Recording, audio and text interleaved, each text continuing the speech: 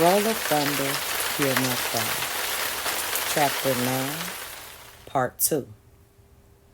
After Mr. Morrison had retired to his own house and Big Ma, the boys, and I had gone to bed, Papa and Mama remained on the porch, talking in hushed whispers.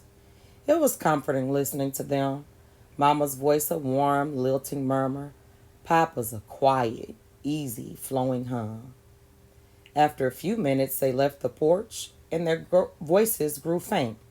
I climbed from the bed, careful not to awaken Big Ma, and went to the window. They were walking slowly across the moon-soaked grass, their arms around each other. First thing in the morning, I'm going to go around and see how many folks are still in this thing, Papa said, stopping under the oak tree near the house. I want to know before we make that trip to Vicksburg. Mama was quiet a moment. I don't think you and Mr. Morrison should go to Vicksburg right now, David. Not with the Wallaces threatening people like they are. Wait a while. Papa reached into the tree and broke off a twig. We can't wait. Just stop taking care of businesses because of them Wallaces. Mary, you know that. Mama did not reply. Papa leaned against the tree. I think I'll take Stacy with me. Now, David, no. Oh, he'll be 13 next month, honey, and he needs to be with me more. I can't take him with me to the railroad, but I can take him with me where I go around here. And I want him to know business, how to take care of it, how to take care of things when I ain't around. David, he's just a boy. Baby, a boy gets as big as Stacy down here, and he's near a man. He's going to know a man's things. He's got to know how to handle himself. I know, but... Mary, I want him strong, not a fool like TJ. He's got more brains and learning than that, Mama snapped. I know, Papa said quietly. Still, it worries me seeing TJ turning like he is. Seems to me it isn't bothering Joe Avery much. He doesn't seem to be doing anything about it. Papa allowed the silence to seep between them before he said, It's not like you, honey, to be bitter. I'm not bitter, said Mama, folding her arms across her chest. It's just that the boy's gotten out of hand and doesn't seem like anybody's doing anything about it. The other day, Joe told me he couldn't do nothing with TJ anymore. That's a hard thing for a man to admit. He can still put a good strip of leather against his bottom, can't he? It wasn't clear that Mama was unsympathetic to Mr. Avery's problem. Or it was clear that Mama was unsympathetic to Mr. Avery's problem. Said he tried, but his health so poor he ended up with a bad coughing spell. Got so sick from it, he had to go to bed. Said after that, Fanny tried to whip the boy, but TJ's stronger than her, and it didn't do no good. Papa paused. Then added, well, he's gotten pretty sassy too, I understand. Well, sassy or not, Mama grumbled, they better figure out some way of getting that boy back on the right track because he's headed for a whole lot of trouble. Papa sighed heavily and left the tree. We'd better go in. I've got to get an early start if I'm going to get round to everybody. You're still going to Vicksburg? I told you I was. Mama laughed lightly in exasperation. Sometimes, David Logan, I wonder why didn't I marry sweet, quiet Ronna Carter or nice Harold Davis? Because women, Papa said, putting his arm around her. You took one look at big handsome me and no one else would do. Then they both laughed and together moved slowly to the side of the house. 7 families, including ours, still refused to shop at the Wallace store, even with the threat of the chain gang. Mama said that the number was not significant enough to hurt the Wallaces, only enough to rile them, and she worried, afraid for Papa, Stacy, and Mr. Morrison to make the trip. But nothing she could say could change Papa's mind, and they left as planned on Wednesday morning, long before dawn. On Thursday, when they were to return, it began to rain, a hard, swelling summer rain, which brought a premature green darkness to the land and forced us to leave our hoeing of the cotton field and return to the house. As the thunder rumbled overhead, Mama peered out of the window at the dark road. Wonder what's keeping them, she said, more to herself than anyone else. Probably got held up someplace, said Big Ma. Could have stopped to get out of this storm. Mama turned from the window. You're likely right, she agreed, picking up a pair of Christopher John's pants to mend. As the evening fell into total darkness, we grew silent, the boys and I, saying very little, Mama and Big Ma concentrating on their sewing, their brows furrowed. My throat grew tight, and without knowing why I was afraid, I was. Mama, I said, they all right, ain't they? Mama stared down at me. Course they're all right. They're just late, that's all. But Mama, you suppose maybe somebody done.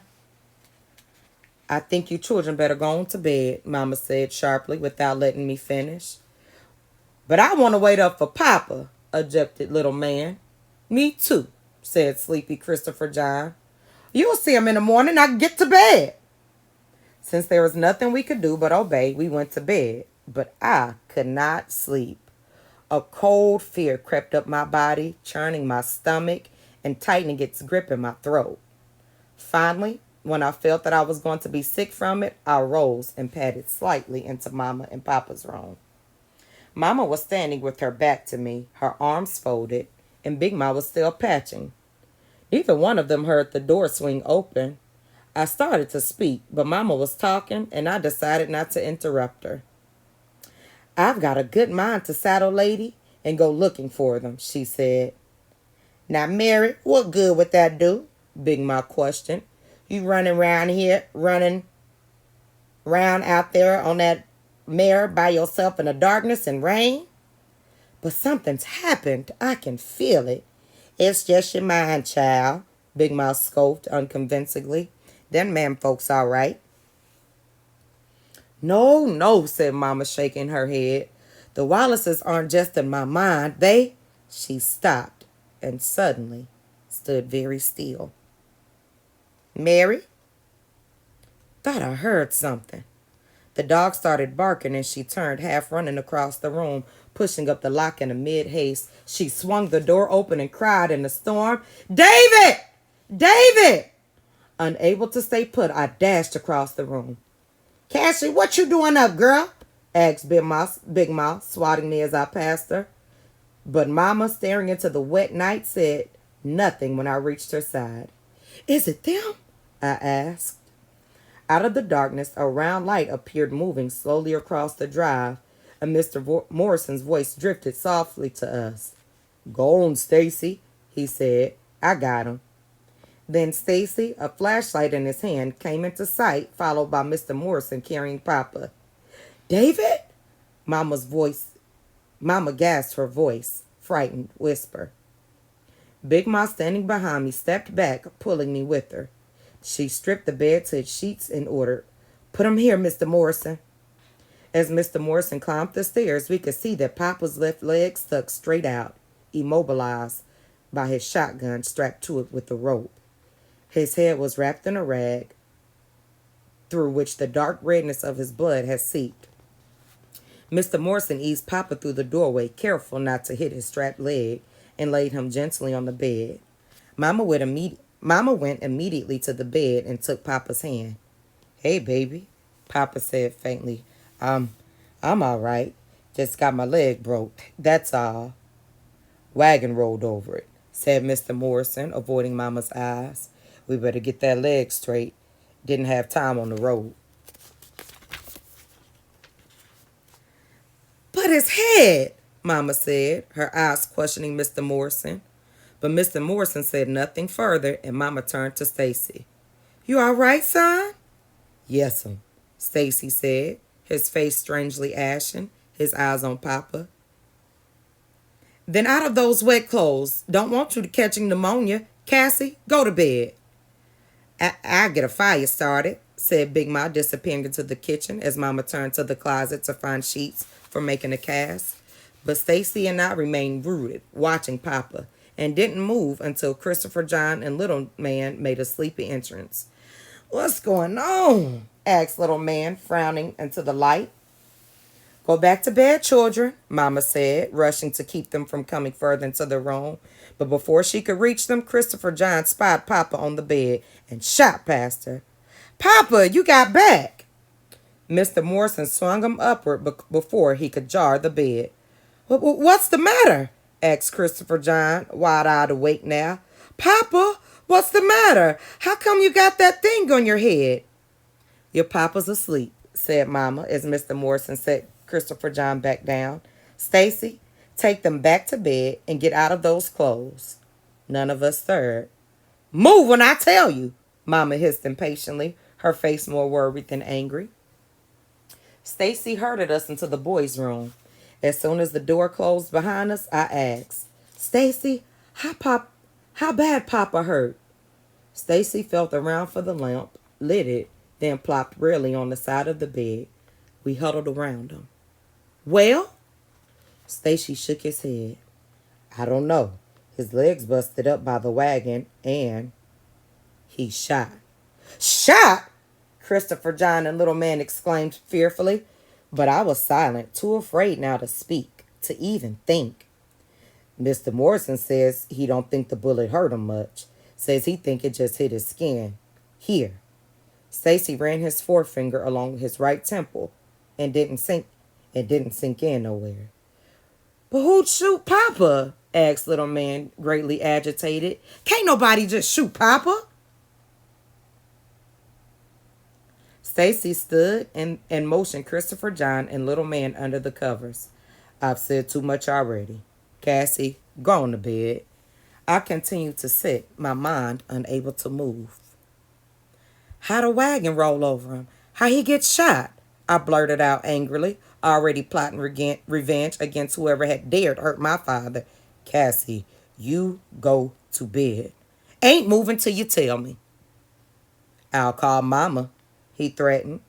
She too busy, I said, folding my arms and feeling confident that he would tell the story. He went to the door and opened it. Christopher John, little man, and I watched eagerly, but he soon closed the door and came back to bed. What y'all doing? Asked the little man. What was they doing? Asked little man. Big Mouth's tending to Papa's head. Well, what happened out there? I repeated. Stacy sighed despairingly and sat down. We was coming back from Vicksburg when Big Wheels came off, he said, his voice a hollow whisper. It was already dark and it was raining too. And Papa and Mr. Morrison, they thought somebody done messed with them wheels for both of them to come off at the same time like they did. Then, when I told them I'd seen two boys near the wagon when I was in Vicksburg, Papa said we didn't have time to unhitch and unload the wagon like we should to put them wheels back on. He thought somebody was coming after us. So after we found the wheels and the bolts, Papa told me to hold the reins real tight on Jack to keep him still. Jack, he was real skittish because of the storm. Then Mr. Morrison went and lifted that wagon all by himself. And it was heavy too, but Mr. Morrison lifted it like it wasn't nothing. Then Papa slipped the first wheel on. That's when he got shot. But who? I started. A truck came up the road and stopped behind us while he was trying to get that wheel on. But didn't none of us hear it coming because of the rain and the thunder and all. And they didn't put their lights on till the truck stopped. Anyways, there was 3 men in that truck. And as soon as Papa seen them, he reached for his shotgun. That's when they shot him and he fell back with his left leg under the wagon. Then Jack reared up and scared by the shot, and I couldn't hold him, and the wagon rolled over Papa's leg. His voice cracked sharply, and he exploded guilty. It's my fault his leg's busted. I thought on what he said, and laying my hand on his shoulder, I said, no, it ain't. It's the men's. Stacy did not speak for a while, and I did not prod him to go on. Finally, he cleared his throat and continued huskily. Soon's I could, I tied Jack to a tree and run back to Papa, but Papa told me not to move him and to get down in the gully. After the men shot Papa, they come down trying to get Mr. Morrison, but he was too fast and strong for him. I couldn't see everything that happened because they they didn't always stay in front of them headlights, but I did see Mr. Morrison pick up one of them men like he wasn't nothing but a sack of chicken feathers and fling him down on the ground so hard it must have broke his back. Ain't never seen like it before in my whole life. Then one of them other two men had a shotgun at Mr. Morrison, but he didn't hit him. Mr. Morrison, he ducked away from the headlights into the darkness and they went after him. Couldn't see nothing then, he said, glancing toward the door where Papa lay. Heard bones cracking. Heard somebody cursing and crying. Then I couldn't hear nothing but the rain, and I was real scared, afraid they killed Mr. Morrison. But they didn't, reminded little man, his eyes bright with excitement. Stacy nodded. Next thing I seen was a man coming real slow into the headlights and pick up the man lying in the middle of the road. The one Mr. Morrison thrown down, he got him into the truck, then come back and help the other one. That one looked like he had a broke arm. It was hanging all crazy like at his side. Then they turned the truck around and drove away. Then what? Little man inquired. Stacy shrugged. Nothing. We put on the other wheel and come on home. Who was it? I rasped, holding my breath. Stacy looked at me and said flatly, the Wallaces, I think. There was a fearful moment silent. Then Christopher John, tears in his dark eyes, asked, Stacy, is Papa gonna die? No, course not, denied Stacy too quickly. But he was so still. I don't want Papa to die, wailed little man. He was just sleeping like Mama said. That's all. Well, when he gonna wake up? Cried Christopher John, the tears escaping down his plump cheeks. In the morning, said Stacy, putting a comforting arm around Christopher John and little man. Just you wait and see. He'll be just fine come morning. Stacy, still wet in his muddy clothes, said nothing else, and neither did the rest of us. All the questions had been answered, and yet we feared, and we sat silently, listening to the rain, soft now upon the roof, and watching the door behind which Papa lay and wished for the morning.